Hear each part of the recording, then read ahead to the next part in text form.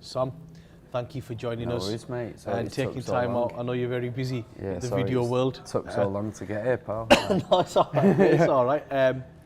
Just before we go into the podcast, it'd be great to find out about how you set up Tunafish Media, the concept behind it, and why you guys are probably what makes you guys one of the biggest kind of video producers in the North. Yeah, so I'm Sam. I'm the managing director of Tunafish, an agency I started when I was 22, so we've been going 9 years 3 years? now. All right. Yeah, I wish, yeah. So yeah, basically I started it with two mates who I met at uni. We'd been working together whilst we was at uni on various projects and stuff like that. My background was social media. I worked for radio stations whilst I was at uni. Which one? Quite a few. Go on. I used to work for radio. Yeah, did you? I probably shouldn't name them, but quite a few in Manchester and abroad. No, I used to work for Wireless Group, so we were up Wigan, Liverpool side. So we had like Talksport, Virgin. Those were the I only could big never work on a station in Liverpool with this accent. I don't think you'd have me. But so I worked like bringing a lot of those guys onto social media. At the time, it was like MySpace, Friends Reunited, and stuff like that. High five. Yeah. So I fell in love with that. So I wanted to pursue that. The other two guys are video guys, and 2011 we thought video and social would become the same thing. So we started. You were probably one of the first to. It was 4 years too early. Yeah. Maybe 5 years too early. But so we kind of started offering both services as we started, but the social media side no one really wanted in those or understood in those. I think Pages came in what 2011, 12. I think it was probably as we started, back end of 2011 maybe. Because everyone just had a profile and they used it as a business profile. Well, we did quite a lot of music at the start. All right, so, as everybody does. And a lot of it was on MySpace, which sounds mad now, but like that was kind of our bread and butter with like bands and stuff when we started. But was that just music videos for them? Doing music videos, but like managing their communities as well. So there was a lot going on. So was it? If I remember correctly, MySpace, you had you had the music player. You had the music player for the band when it was an artist page, and then a lot of it was just kind of like putting out like bulletins and like trying to get people to gigs and stuff like that. It's still around now, MySpace. I go on it every so often. Yeah, have you? Yeah, just see what's going on. I loved it when I was a kid. I'd be too nervous to go on it now though, because like I'd be too nervous to see my own photos from like 10 years ago. So I had like dyed blonde hair and like massive. I looked at it. I remember when I first came across MySpace there was a rumour that Dr. Dre's on MySpace. Right. In them days, it was unheard of to have an artist on MySpace. And went on to Dr. Dre's MySpace, and he had, I can't remember the album, but it's the Marijuana Leaf. Oh yeah, is it 2001? Yeah, and he had it all over there. I thought it looks like, and apparently you could add him as a friend or something. It was I thought, I'm going to try it. Friends with Dr. Dre. Yeah. Well, it was weird. That was what was great about like social media at the start. It was like you suddenly had access to these people that you'd never have access to. And sometimes as that developed, I'm going like 2006 here. Yeah. They would put remixes up, songs. And before like live versions. Yeah, because this is before Spotify. That. Of course. And YouTube wasn't really anywhere to be seen. It was there, but it wasn't like. Yeah. So you started on managing communities. Yeah, doing stuff like that, and then the video side, we was doing a lot of corporate stuff, so like corporate videos, explainer videos, like meet the team videos, and we just kind of grew from there. About 2 years in to the agency, we did a stunt for a charity called Forever Manchester, and that went like really viral. And then after what was the stunt? So it was called Captain Manchester Wear. So they're a community group charity, so they give money to and support 1,000 community groups from junior football clubs through to everything. And their ethos is like everyone helping each other out. So we created at the time, do you remember the film Kick-Ass? Yeah. With Nicolas Cage? So at the time that had just been out, and there was like a real life trend of people dressing as superheroes and being vigilantes in their city off the back of that. So we kind of did that with something called Captain Manchester. I made a really poor homemade outfit. Right. There was a guy we knew, he was on gardening leave at the time, and he just ran around Manchester doing good deeds. The press chased him around. It made the press in, I think it was about 45, 50 countries in the end, like reached 50 million people online, and it was just that after that campaign, the phone started ringing and we started picking up clients more often than we were before. Do you know what I mean? It was, that was sort of like the straw that brought the camel's back, and then we grew from there, basically. Wow. Yeah. So it's been what, 8 years? 9 last week, yeah. Time flies. It does, yeah. You know, so... I feel like I'm aging like at double speed. Running an agency ages you daily. Yeah. Either it's late payments or briefs change overnight. Yeah, and that puts a stress on you. Now, from 2011 to 2020, right, what changes have you seen in trend in video? So are people going more towards, are brands asking for more for pushing the boundaries rather than just playing safe, where somebody would say, we just want a testimonial video or meet the client video? I think there's been quite a few changes. The most obvious one is everything's become shorter.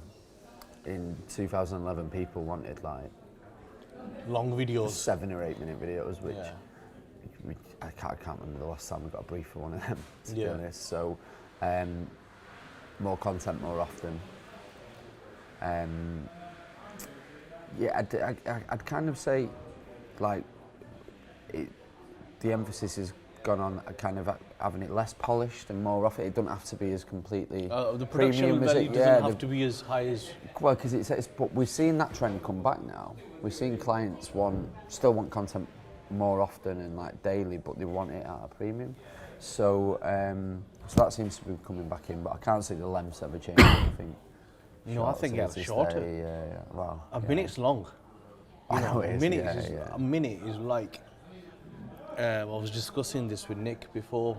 If you look at YouTube pre-roll ads. Yeah. If you take a car, usually the car historically, you'd see a bit of the tires inside, and it gets revealed at the end. Yeah. Now on a YouTube ad, you've got to reveal it in that first 5 seconds for somebody to go, oh, all right. You can have a lot of fun in that 5 seconds, though. We've been having a lot of fun in that 5 seconds, but a campaign that has nothing to do with us. It was an American campaign. Have you seen the Geico YouTube roll ads? So they're like an insurance company in America, I think, and their ad, it literally says, you don't have to skip this ad because it's already over, but then keeps playing for a minute. And in that minute, the family are sat at a table like this, they pause, but the dog just carries on and gets on the table, smashes the room up and stuff like that. And then there's really creative and really clever stuff you can do with that to keep people watching. Yeah, there's so much. Even though I hate the industry, the betting industry work them really well. Yeah. You know, but some brands are just still developing them as they're developing. Telly ads have got a 30-second one, and at the start, by the time the logo's just appeared, it's gone the 5 seconds. And I think that will obviously change. Do you think shorter videos are making people lazy, or are people just lazier and want the message quicker? I think attention spans are shortening all the time, and I think I've been reading a lot about this recently, and I think that is purely because just how much information that we have to take in daily compared to 30 years ago. Like, there was a stat recently where I can't remember the exact numbers now, so I'm going to make some up, but it was like in the 60s your brain would get like 2,000 messages a day. Oh yeah, it's in the thousands. But now it's like 100,000 a day, and that's why you get in like the rise of like mental health and stuff like that, because the body's not like built to take it. And I think that is showing in the video trends as well, if that makes sense, because it'd be like, there's so much going on, there's so many distractions that I've not got time to. Yeah. Because even like watching, like, I rarely get to the cinema, but I went to the cinema recently, and it's hard to go 2 hours without having a look at your phone or like whatever. Do you know what I mean? Like, so addictive. Yeah. It's just so addictive. I looked at my like screen time stuff recently. I've never looked at it before, and it's terrifying. Like, what is it? About 7 hours a day. Really? I'm probably higher. Are you? Easy. Right. Okay. Easy. Because that scared me. That I was like. But sometimes I leave. I'm gonna try and get it to about 5. I think. Yeah. You know what? It's like you said. It's just like I was just thinking this the other day. I said if I wanted to get hold of, let's say I want to get hold of you. Yeah. Normally I'd ring you or text you. I'm going way back, let's say early 2000s, right? Now, if I want to get hold of you, I'll probably have to text you, ring you, WhatsApp you. Probably if you're still not replying, drop you a message on Messenger. If still not, I'll probably DM you somewhere. Is this you saying how hard it's been to get me booked No, me no, on no, this? no, Oh, no. yeah. No, Generally, I'm joking. Because I think people. Yeah. Well, people have different habits. Like I'm personally WhatsApp. Like Yeah. that's how you get hold of me. There are but, like, some people are on WhatsApp. Some people are just send me a DM. It's like where it's just more complicated because our attention is probably across 8 apps max. Yeah. You know, there's 8 apps on every phone that common: Facebook, Instagram. How often do your 8 change? Do you think?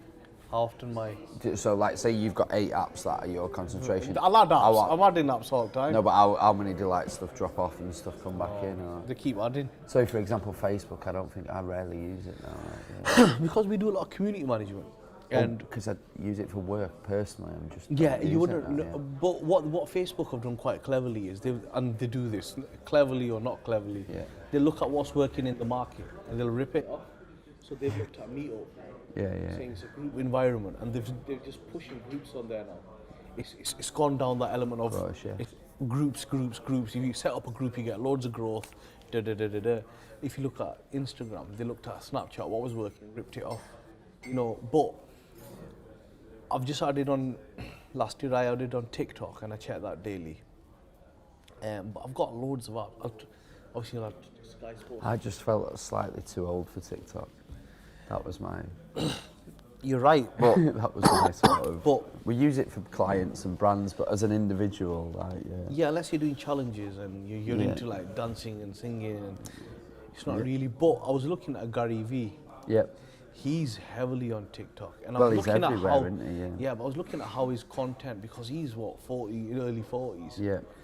and the type of content he's producing, and does it connect? And it's basically, as you know, musically TikTok bought and they put it into one. And it's known for creating either short form videos, music based, or film dialogues is another one. It's just hard to see how a mature market. Do you think it's another Vine? No. Or it'll be like a flash in the pan and then... No. Because the reason it can't be a flash, there's always new songs coming out. Yeah, and I guess. So with Vine, there wasn't that element. It was just somebody just had to... Yeah. You see, with this, now in the Far East and South Asia, when a big movie comes out, so Bad Boys, when it's come out, when in that part of the world, they'll have a TikTok challenge for the movie. So they're already incorporating that into the strategy. Secondly, some of the tech they've got is very clever. And thirdly, why I think they've really hit the nail on the head. If you use TikTok and say you've seen a video and you're not signed in, and I want to send you that video, I click share, and it either says share on any of the main platforms, or it'll say just download it. But when it downloads it as a video on your phone, it leaves the logo on there, and it leaves your username, which is fine. So that for me to take a video to send someone, rather than going on Facebook, finding a download app, pasting it across. It's logging in on a desktop and then like looking for the link. The integration is good. It's just so easy. I think for me, it's weird because I lead this sort of like dual life at the minute where for clients, I'm on everything all day, 9 to 5. Oh, well, running a business is a lot more than 9 to 5, isn't it? But from a personal point of view, I'm trying to step away from them. Do you know what I mean? Like, have a bit of differentiation. I think with you, it's just like with myself, you still have to keep an eye on what's happening. Yeah. I watch a lot of the ads on YouTube. I never skip it. See same. what's going on. We work more within food and drink. The only one I've ever skipped was We Made It. All right. So I was like, all right. I've seen this. Like, so I'll just always see what's going on, and I tend to watch a lot of the stuff stateside. Yeah. Because I always find they're ahead of the... Well, my friend runs an agency in Seattle, and like the growth of like WhatsApp broadcast over there. Have you come across that? Or, I think that'll probably end up here in the next sort of year. Well, Social Chain were doing a broadcast, weren't they? Yeah. And they stopped it. Yeah, we've done it for a couple of clients. Like we do a bit of work with like NHS trusts, and they're good for like I think localised areas at the minute. You know, like a geographical space. Like if you need to bullet in people in the area, just get them on. But I think from a corporate point of view, as you say that the Social Chain guys started it, I think it's probably just a tiny bit too soon at the minute. Like WePlay, do you know WePlay? WePlay are a big digital agency for sport. They still do it daily. Yeah. But What's the content then? it's the same 5 things that are happening in the sport world today. Right, okay. Social change was. I liked social change. Social change is good. It was yeah, I good was that. on there, yeah. But then what I found with theirs was, I think towards the end of last year, the quality got less and less on it. As in, when they originally started, there's like 5, 10 things that you needed to know that was happening. Yeah. But I found towards the end, it was just... To be honest, I left most of the groups, I mean, on WhatsApp in general, like, because like, at one point, I went on quite a few stag do's last year and stuff like that, and I just ended up in like all these groups where my phone was just going chaos all the time, and I needed to step back. You're looking on Slack groups, then there's another world in well, itself. That's it. We've got the, that's the business thing, isn't it? So how has social media impacted the types of videos you're asked to make? Is it more of a case of somebody coming to you and saying, you know what, guys, Sam, rather than creating one 30-second video or 40-second, we want 10 4-second videos. That is it, but I think it's even more dramatic than that. So when we started, 2011, like your normal video length was probably like 2.5 minutes, 3 minutes, and it wouldn't be a massive shock if people stuff pushed to 4 minutes. Never in a million years would you do a 4-minute video now. So like you'd probably cut that down into 20-second videos, wouldn't you? Do you know what I mean? And I think that's, I think storytelling's changed. Like when we first started, filming for a business was kind of beginning, middle and end, almost like a short film. Like, this is how our business started. This is our team. This is the services we offer, and this is who we work with. That was kind of almost like an off-the-shelf sort of format. Now I think even people who don't work in marketing, like owner-managed businesses, are kind of becoming a bit more savvy with the storytelling, going, right, we've got a camera crew, we can tell this story, or we can tell loads of little stories of our clients and stuff. And I think social media essentially has made video get dated a lot quicker, so you need more of it. So it makes sense to do it in the way that you've just suggested, if that makes sense. Why do you think so many brands still are shying away from a lot more video use? I don't think they are. Really? To be honest. Yeah, I think.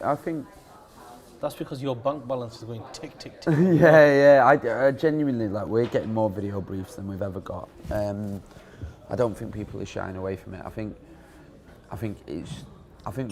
video is social media now. Like, they are broadcast platforms essentially for me. I don't think they're tech platforms anymore, and I think the brands have seen that. I think. Why do you think they're shying away? I do, yeah. I think certain brands.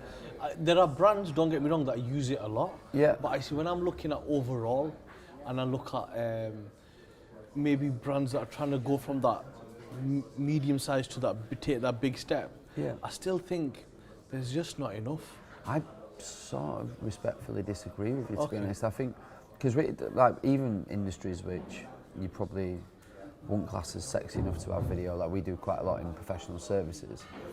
Those guys across the board, like lawyers, accountants, corporate finance, are stepping up their sort of video strategy, and theirs is all built on trust. Like, here's some tips on X and here's some tips on Y.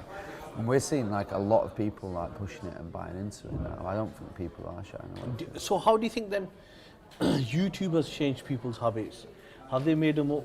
So like YouTube's the second biggest search engine in the world, right? Is it more like, do people like, has it created that mindset that I just want to press play and I want the information to come to me? Do you think that because there's so much? I think YouTube's a weird one, and we was talking about it. Well, we talk about this all the time in our office. Which, when you're watching YouTube, are you watching it? Because like a lot of the time, I'm like listening to stuff and it's on in the background. One of the tabs open in the back. Yeah, and I think that's why I said my watch time's so high. Yeah, well that's it. Yeah, is I like the viewing habits of YouTube are really interesting, because I think most of the time people aren't actually viewing it. It's like an information source. It's almost like half an alternative to watching something on the TV, but half an alternative to listening to something on the radio, if that makes sense. It's like this weird sort of cross in the middle. And like, so, but I think for most of the clients we work with, they're not massively affected by it. They're kind of, they want... Is it part of their strategy then? It is part of the strategy, but we're trying to hit people, we're trying to grab people's attention when they're scrolling to stop, which they're not on YouTube, do you know what I mean? You know, So like most of our stuff's built around like Instagram, Facebook, LinkedIn and Twitter basically. Do you see LinkedIn? What about LinkedIn? How do you see that with video now? Oh, I think LinkedIn's a massive opportunity for any brand, B2C or B2B at the minute. I think, Facebook and Instagram are pay to play now. If you've not got a paid social strategy on there, you've not got a social strategy. LinkedIn, the way the algorithm's set up, if you use it properly and kind of know like the sort of shortcuts and how it works, you can build an audience really quickly on there. I mean, again, I think the video platform's really nice. It plays really nicely on your phone. It buffers really quickly. Most of your competition on there are not doing that. You can stand out really quickly. I think it's great. Yeah, I think it's a massive opportunity for anyone. Like. They've started live streaming on there now. It'll be interesting. Do you know what is weird about LinkedIn videos? Sorry to interrupt. Like, I thought you were going to tell me about honey profiles on LinkedIn. No, like people. Do you know about that? I'm kind of. Like a lot of companies set them up to. Yeah, it's weird, isn't it? Like. But people filming in the cars. What's that about? Like every day I go on LinkedIn and it's just someone filming in the car. Do you know There's what a I mean? fine line of what type of content's going to work on there. Your Instagram style won't work on LinkedIn. There needs to be a certain element of not totally white backgrounds and suit and tie, but there needs to be something. But what some people look at some people's profile pics on LinkedIn, they think it's in Facebook. Mine's not great. Mine's a couple of years old now. But what I mean is, it's like, and then you see profiles and do you know Mike Winnett? No. YouTube Mike Winnett. Yeah. Right, guy from Warrington. If I understand this correctly, sold his business for 12-15 million. Nice. Spending a lot of money on exposing motivational speakers by buying their courses or going to their events, and he films it all. Right. Okay. Or looking at LinkedIn and like some of the stuff people put on there, mate. Yeah. You know, like just that culture on there. People love telling each other they wake up at 4 o'clock on LinkedIn. Woke up at 4, in the gym at 4:15, did a 2-hour workout, dropped my kids off, and then he's done like a parody video to it. It's very interesting. Okay, like you've run a business and I have. It doesn't work like work up at 8. You might wake up slightly late. You're running late. Well, what's interesting, I do wake up really early, but it's not through being more motivated than everyone else. It's just like once I'm awake, I'm awake. So like, I probably do get up maybe but what I mean at is you're not 4, gonna, but I'm just sat chilling with the dog. Do you know what I mean? You're not going to wake up at 4:30 and the way they paint the picture is then you're doing a yoga session with your dog. And then you've gone for a run around the block. And at 5:30 you're having a shower, breakfast, power meeting at 7. You know, investor meeting at 8, 9 o'clock. Skype call to your family back. I'm sure there's people out there who do that, but if they do, they're not publishing it. If you're running that busy probably life, not on LinkedIn. Like, no, but you didn't, and he's shown that culture. What we were saying, that what are people posting on into reality as well, what's happening, and people don't understand the differentiation of the platform to how to add value to a conversation or give value. So you, in your example, you might do a blog on 5 ways to improve your video production for your brand. It's more about just self-shouting about what we do and ego a bit. And I think, slightly going off where we're going, but it's changed. People, to get the best out of LinkedIn, it's all about giving value and using it for the right way. You can't use Twitter and Instagram in the same way. They're two different things. And LinkedIn is very different to the rest of the platforms. I think it's changing. No, I get 100%. I 100% agree with it. It's changing, and I get. What I mean is, at the moment, you can't use it too similar to how you're using Facebook, for example, which is more group-led. LinkedIn, the type of content that's working on there is really value-based stuff. Or if you've done a great piece of work and I comment on there, give some value. It's all about giving value first, rather than saying, "Come and hire me and we do amazing videos." No one wants to really kind of is interested in that. So from your point of view, let's say there's a brand out there, startup, right? And they really want to push video. They don't have much of a budget. What advice would you give them? I think LinkedIn's probably the place to start if you As don't in, have would a you say budget. stick to your phone? Just I won't be. If you've not got a budget, I won't be paying someone like me to do it for you. I think you've got to scrimp and straight. And what apps is it, like Unshot? So I know that's a really popular one, or just get. To be honest, I don't do much production anymore, so I'm the last person to ask. But Okay, I can find out. But what you mean is just what you're saying is use your phone, yeah, and then and then I reckon like. I think LinkedIn's a place to start because it's the one you're not going to have to pay. Yeah. Because Insta, Facebook, even though they're probably more obvious starting points, you are going to have to throw some cash at it, and if you've got none, then Twitter as a marketing place is dead for me. So LinkedIn start. Yeah, and I think that counts for consumer brands. So, for example, look at Gymshark. They have one of the best LinkedIn strategies I've seen. What do you like about their strategy? So it's really personable, it's focused on the team. So their CEO, I've never met him, but I know he's called Ben Francis. I know most of the stuff he's into. Videos. I've never seen his YouTube videos, but I assume it's that you're watching the same stuff I'm watching, but on a different platform. Theirs is more about culture. Yeah, and I think, and to be honest, LinkedIn's probably perfect for them because they're aiming at people maybe, their customers maybe in the 20s and 30s, young professionals. Or even potential talent that's going to come out of university. Yeah, of course, yeah. So I think most consumer brands wouldn't think about being there on LinkedIn. Yeah. And they've worked it really well, so they stand out above everyone. Other stuff like what's your views on Instagram as a startup? Like, I think it's what you said. You hit the nail on the head. Yeah. Like, it's good, but you're gonna have to throw cash at it. So we're running an ad for a client at the moment. Yeah. But this is the benefit of Instagram and Facebook. Yeah. We're getting a CPM, so a cost per thousand of 78p. Right, okay. And if you compare that to traditional, it doesn't even come close. Yeah. Traditional one radio ad's what, 25 to 50 quid depending on the station. Yeah, of course. Yeah. The commitment of 3 months, and you're gonna take them out X amount. You know how it works, right? And the tracking's not The great. tracking's the sort, then you're gonna pay for the production of the ad on top of that. Whereas Instagram, if you're gonna put videos on Instagram, it's only gonna work if you're gonna put paid ads on them. Yeah. Simple. And unless you're a startup, let's say you're a food brand and you've got so many, but for you to get sales and hit KPIs without paid ads on Facebook, Instagram. What's quite interesting though, if I was starting a B2B business, say me and you were starting Tunafish today, and we had no budget, Instagram's probably where I put all my focus. Because I think if you message SME businesses on Instagram, most of the time...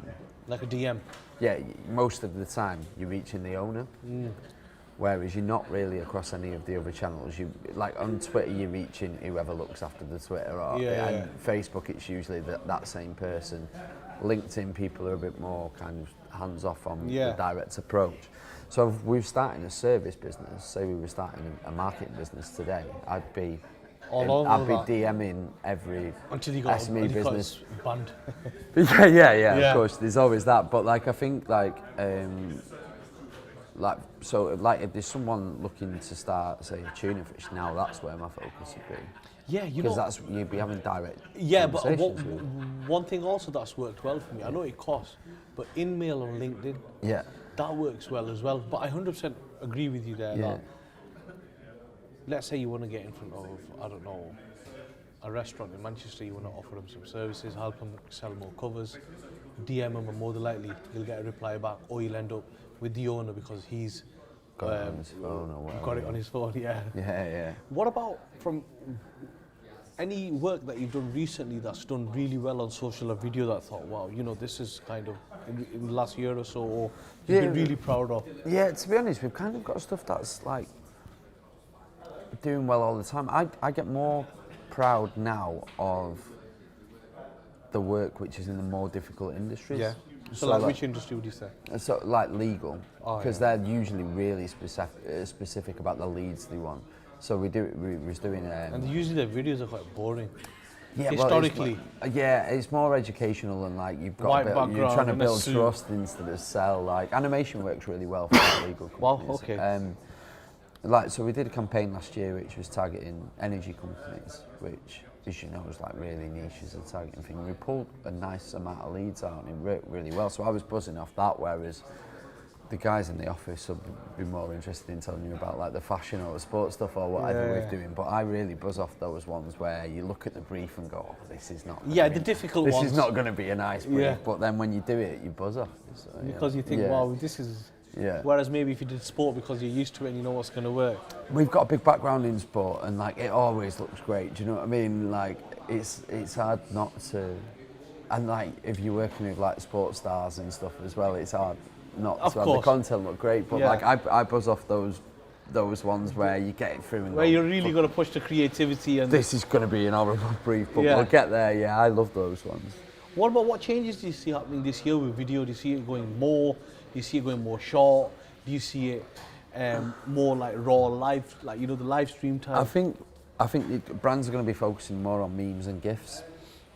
I think they're massive already, but meme culture's huge. Yeah, well, I think but every brand's using the same 50 GIFs. Like we're all using the same ones.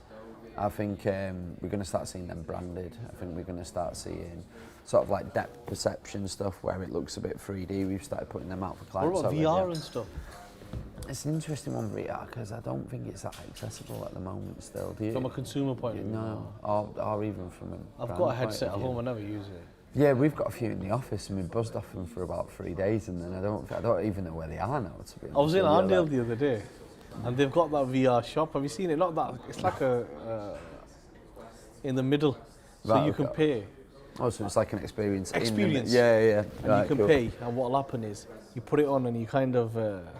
But my is it like Ready Player One? Yeah, you can do something like that. Yeah. My friend works for a very big kitchen company. They've just had a VR room fitted out. I think it's going to be good because we've got quite a few clients in property and they've got the show flats because the building's not built yet, but they're still trying to sell flats. It's like, here's a VR, what your flat's going to... Exactly. I think that works really nicely and I think for certain industries, but like again, the accessibility, like... It's not there. Yeah. It's like, remember when 3D came out on the tellies? And then Sky launched 3D. I think Google Glasses was the one for me, where they come out and they were like, it's going to be massive, and I think I know one person who had a pair, and then... Well, they were like 400 quid. Yeah, and like people, they were getting robbed all the time as well, weren't they? Because if you're walking around with them on your face, you're quite... yeah. But I think that's where Amazon kind of played it clever. If you look at the Amazon Eco, they sell that at a loss. To get into people's houses. And the Fire Stick, if you look at the price point on them, 25, 30 quid, I think it's not much. When you bring new tech on, it's so expensive. Do you have one? What? Yeah. No, I've got a Fire Stick. Have you? Right. Yeah. Not into the voice just yet. Yeah, I've been considering getting one at the minute, but I'm just... But if you look at the price point, like you're considering getting one, right? Yeah. So if you went to get one, it's not going to break the bank. But my thing is, I'm not really sure what I'll do with it.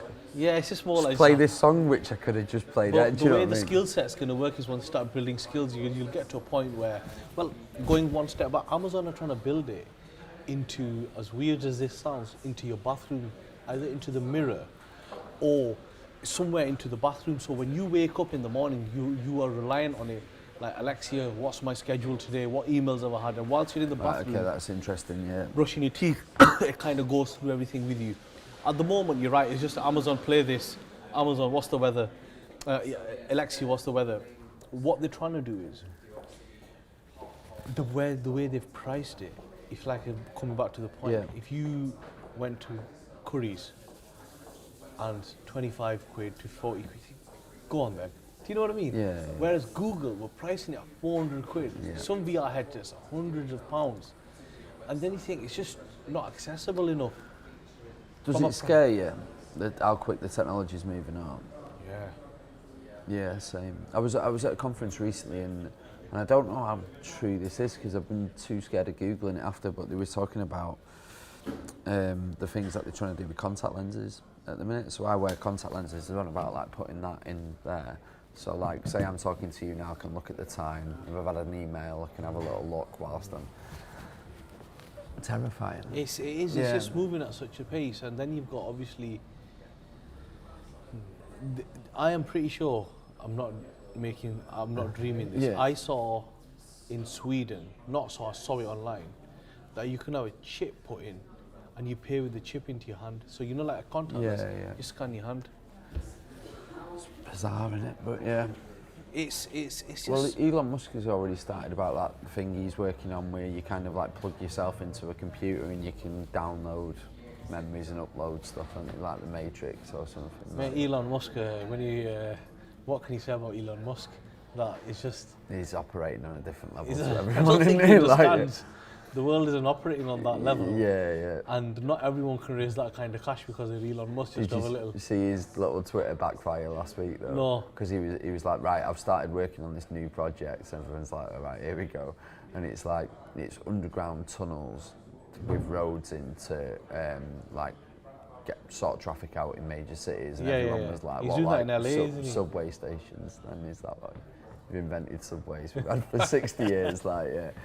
But I saw an ad for a company that's raising finance at the moment to put tunnels throughout the UK where they'll deliver parcels and food via these tunnels. So they'll put the infrastructure in. Yeah. The humans, but it's like at the speed of, they were so quick. And I think they must have got the idea from him. But yeah, because he's trying that bullet train thing. Yeah, he is. You get to like from here to Edinburgh in 10 minutes. I wouldn't go on that. No, I wouldn't it goes be off sat the on track. that, yeah. From just going into like the food sector, because food's grown hugely with the use of video. You've got that food porn industry in itself. It's a whole industry in itself. What about restaurants and food brands? What kind of videos do you think work best for them? Is it more like when we're showing the actual product and the ingredient off, or is it more, let's say, a chef talking about his experience? I think there's a place for both of them things, but I think the thing that we found works really nicely is specials, and that sort of limited time only. We've got this on this week, be it like a special cocktail that we've made for this. Those sort of, you've got to have it this week or you miss out sort of pieces of content are working really nicely for us at the moment. And do you think with restaurants it's better to focus in on really short form, let's say 10-15 second videos, let's say cocktail, put it... I think, that's changed massively. Even 3 or 4 years ago you was looking at a minute standard for bars and stuff, like the big walk through, first shot from the outside. Yeah, now I think like 15 seconds is pushing your luck a bit. Like, people just switch off, don't they? Like, lazy, aren't they? Yeah. Just purely lazy. If you look at it's not the length of the boomerang. No one cares. That's the like. Oh yeah, that's. Yeah. I blame Vine for that. Vine started that. Yeah. Do you think? Did you like Vine? No, not really. Vine seems to be, everyone I know who worked in social media hates Vine still now. I don't think. I didn't mind it, but. It was alright. It was like TikTok, a bit. Yeah. The guy that founded Vine, I forgot his name. They started another one. I think it's called Loop or Lime or something. Yeah. Someone was telling me about that in the office. But yeah, they're like opening you up to beta, for people to try it. But I think social in itself is changing so much. You know, if you look at. Do you think people are getting more aware of maybe how addicted they are or how much time they're spending on them? I think it'll get worse. Yeah. Because I think people can't tell the difference between real and fake. Right, okay. Yeah. Interesting. The general election tells you that. Yeah. It's a prime example of it, you know. If you look at society around you, it's getting worse because what's happening is, look at racism, for example. It's accepted. I'm a big footy fan. Are you a footy fan? Yeah. What team? United. Right, okay, right, so we're both United fans. Yeah.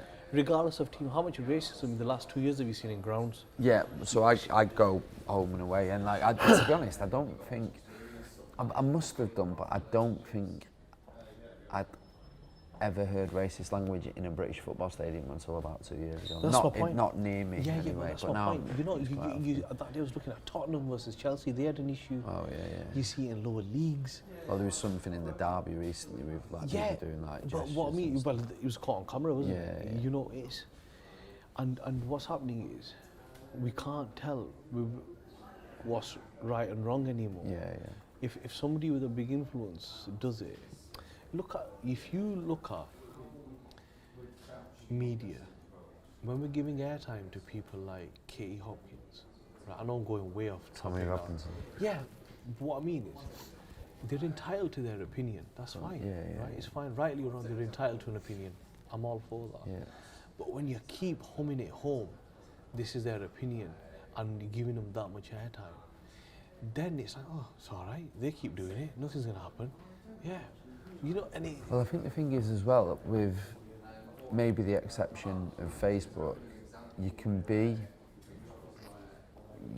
anonymous on these platforms. Well, so look you at can Twitter. Do Right? yeah. I'm a oh, huge... I get grief off eggs all the time on Twitter. The little but egg nothing. pictures. If you look at Twitter, Right. right, so I follow transfer news daily. Right? Yeah.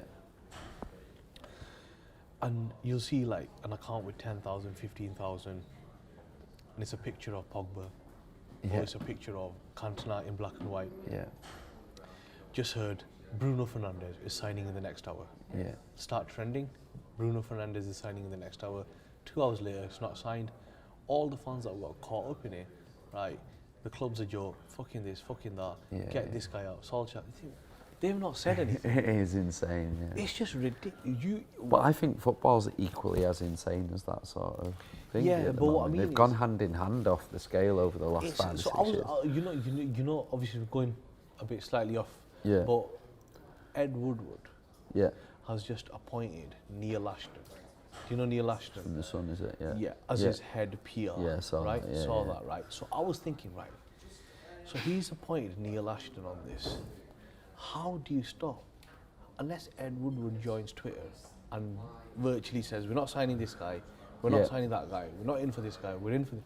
How do you stop all that? Well, it's getting even worse. Have you seen United have put a job ad out for the first ever Creative creative director, director? Yeah, it's just applying? like, no, not at the minute.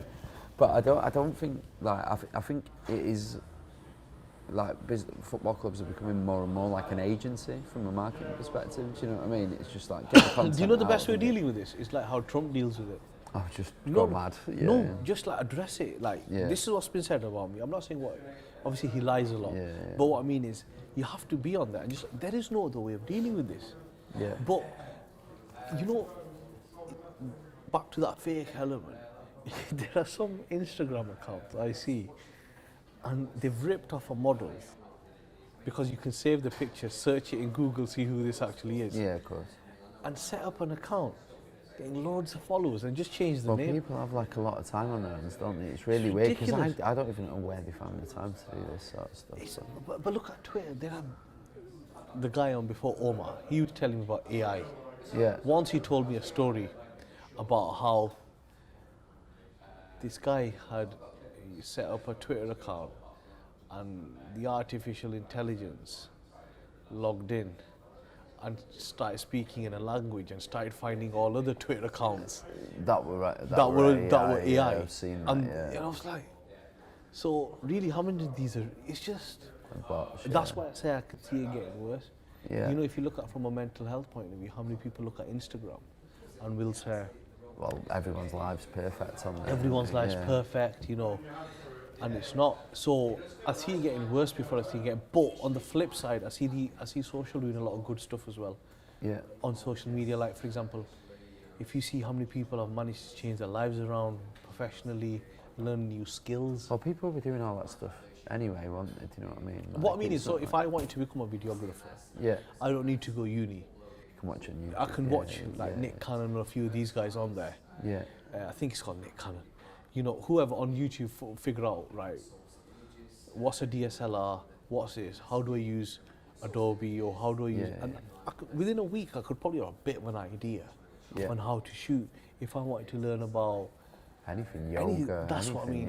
If you look at how many communities is brought together, like if you look on Facebook, there are communities on there, the random ones, like people that are into like, you know, old buildings, people that are into vintage clothing. Look at organic fashion. I feel like those, it is nice in that sense, but those groups always kind of found each other anyway. Or I mean, but if you're now it's just on a global scale. Like, yeah. So like, but I think the trade-off on that is. It didn't give, say, for example, people who want to be racist. You couldn't just run around the street shouting. No, do you know what I mean? Like, you couldn't. You know, but that's the society we live in. Yeah. You know, and do you think that's going to get worse? That sort of. Well, yeah, because it stems from the top. if you look at our Prime Minister and look at the people that are surrounded by him, we can all make mistakes. Yeah, I get that. You know, I could have a few drinks, I could set some up. We make a mistake, it's fine. Yeah, yeah. But when you're on borderline racism and you're thinking, every day. Yeah. You know, it's like if I keep lying on Twitter and it's not right, yeah. You know, when the leading party in the country can change its name to Fact Check UK. That was insane. That. But there you go then. Absolutely. What insane. happened about it? Yeah, nothing. Yeah. There you go then. So that's why I see it always stems from the top, you know, and that's. But look at football grounds. We never had a racial issue in this country. Never. I mean, but in the since the Premier League, a lot of work had gone into kick it out, other companies, to not have racial discrimination and racism within. But like, hooliganism seems to be making a comeback because of the same sort of things it's all at the in minute. MMA now. Yeah. You know. Is that Yeah, but if you look at YouTube, it's give certain industries a huge rise. If you look at underground like promotions, like look at wrestling, right? Yeah. Wrestling was dominated by one company, which dominated it from the 90s all the way to now. Yeah. Because of YouTube and other social platforms, you've got other companies moving in on the act who are now gaining popularity because they're not totally reliant on television deals. Yeah.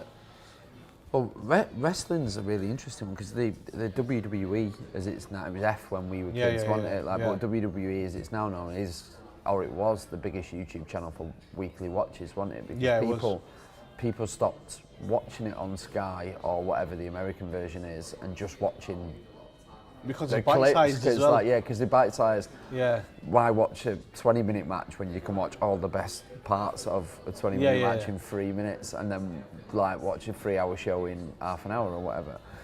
So that smashed it, and I think that's been that's affected the broadcasters because Sky have just gone to BT, hasn't it? And no one seems to have noticed or cared. But then the rise of the other promotions has been interesting. But that's so what like, I'm saying. is it AEW? AEW is obviously financially heavily backed. You've got other promotions like New Japanese Japan. Ones, New Japan. I never heard of New Japan, but if I wanted to watch New Japan, you'd have to go to Japan. Now I can just put it into YouTube, and I can watch that. If you look at MMA, there's so many other promotions in Russia and in like Chechnya, these kind of places. And you look at it and think, wow, these guys are really good. You would never have come across that because they don't have a TV deal and there was no way of finding them. Look at Serie A, prime example, right? Yeah. Serie A declined when the Premier League really took off. And when it moved off Channel 4. Moved off Channel 4. Because that James Richardson show, like every Sunday morning, was like the best thing ever in the 90s. And then you had, and now if you look at it, how they're using YouTube to really build that fan base again. And that's why I see, look at how many, I know... Do you think, this is a weird one, I was having this argument about football recently, do you think Serie A is quite a tactical, some would say boring league, wouldn't they? Like, it's all focused on defence and stuff like that. My mate was arguing recently that it's still like that whilst there's a lot of the other leagues have kind of moved to a more sort of gung-ho style because it doesn't have the fan base and the people doing, do you know what I mean? Like the sort of like TV spectacle, like this needs to be a good game. I think the Premier League's a lot shitter. In my honest opinion, technically I think it's a lot shitter. Oh, but it's more I watched fun. Chelsea last night. It's more fun though, isn't it? I was watching Chelsea Arsenal last night. And that Bellerin goal, did you see it? Yeah, it was There's 3 defenders that are standing off him for him to get it around. And but as a consumer, the Premier League's a lot more fun. Oh yeah, 100%. It's a lot more fun. Yeah. And do you think that is because this TV spectacle, the production value number one? But do you think that's filtered down to almost the players and the managers where there is an audience that it's become, what does WWE call itself? Sports entertainment? It don't call itself. No, I think you're right, but I think if you look, let's just take Boxing Day, what Amazon did. Yeah. The quality of that production. That was unbelievable. Unbelievable. They had 3 hosts per game, 2 commentary people per game. It wasn't branded, which I thought was interesting. You know, the way they did that, it's more people enjoy watching Monday Night Football, the build-up and the after analysis than the actual game itself. Yeah, of course. You think, all right. and that's what they've done very well. Yeah. I watch, sometimes I watch ESPN online, and they have a daily football show with like Craig Burley and all these. Shaka Hislop's another one. Right, yeah. And it's just poor. You think, but when you look how Sky do it and BT do it, and how they kind of put it on and the quality of it, like on Amazon, the way you could see them stats in real time. Yeah, you see that? it was great, and you could literally do anything. You could watch all 10 games live. Turn the audio off. Yeah. And it's only a matter of time before they'll bring in multiple audio. Well, did you see? Do you know Simon Jordan, who was the Palace chairman? Did you see his proposal recently? So all the TV, about the Netflix. Yeah, all the TV deals are up in like 2024, aren't they? It's like, why would the Premier League not create their own platform and have everyone on it? Because I'd pay £15-20 a month to have every game, and I think most people because on Sky you're not going to watch the golf all the time. Yeah, can't watch wrestling anymore. The only two sports I watch really are football and cricket. Like, yeah, but even if like let's really good example. If you look at the IPL, right? The IPL just basically ripped off what the Premier League do and put on a huge spectacle. Yeah. So the sponsors went, we want a part of this. The crowd they set the price of the gates that are set rate. And then it's just spiralling because now the 100 starts next year, doesn't it? And that's back in England. Again, the 100 is about 5 years too late. Yeah, well, I think what's going to happen is cricket's just going to get shorter and shorter. In like 2025, we'll be live on Sky Sports, the new game, The One, and it's just one ball and you hit it as hard as you can. And consumers it's over, want that excitement. Yeah. And I think just trends are changing, but the internet is helping. It depends on, like, Serie A, the way they use it. I think it's attention spans are just not what they were, like. I'll watch. So, yesterday, I switched off the Arsenal game. And I thought, I'm not watching this, after that Bellerin goal. And then I was lying in bed, I thought, you know what? Because Sky Sports upload it on YouTube straight away, don't they? And I just went, all right, yeah. All right, yeah. And then I thought, Newcastle and Everton drew 2-2, I'm going to watch that. Highlights, yeah. It's the convenience of it, and what they're doing is, wherever you are, they're giving you access to it. Well, it's like Test cricket. So I used to be able to just sit down on the couch and watch a day of Test cricket, and it'd be the best day. I'll just sit there and like not really do a great deal. Mind switched off watching cricket. Now I think just mindset has changed. I'm fiddling with the phone. I'm doing anything but rather than watch one in the just watch the wickets. 100 balls, 7 runs. Yeah. But yeah. But it's interesting. It's interesting now if people want to get in touch with you guys, see your work. Yeah. How can they find out more about you guys? Yeah, you can get me on all social media channels. Sam Jones MCR is where you usually find me, and then Tunafish Media is where you can find me. And your portfolio and everything's on there? Yeah, you can get us all on there. Our website, www.tunafishmedia.co.uk. You'll find a lot of stuff in there. Fab, Sam, it's been a pleasure. It's been great, mate. We went a bit across. That's what subject it's all there. about. Yeah, cheers for having me, and sorry it took me so long to come in. No, thank you so much for your time. Good to see you, mate. Cheers. Thank you.